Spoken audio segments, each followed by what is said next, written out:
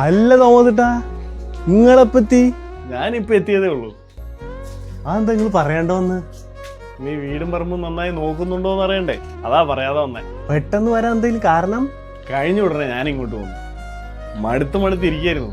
പോയിട്ട് 10-30 കൊല്ലായില്ലേ. ഇനി ഞാൻ അങ്ങോട്ടില്ല. അത് നന്നായി. അപ്പൊ ജാൻസി ചേച്ചിയും പിള്ളേരും? ഓ, അവരൊന്നും വരത്തില്ലടാ.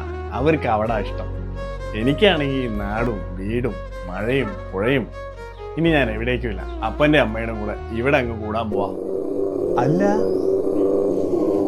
അപ്പനും അമ്മച്ചിയും പണ്ടേ മരിച്ചില്ലേ? എന്താ നമ്മുടെ തോമസ് ഏട്ടൻ ദേ ഇപ്പൊ കാറാപടത്തിൽ മരിച്ചു, അമേരിക്കയിൽ വെച്ച്.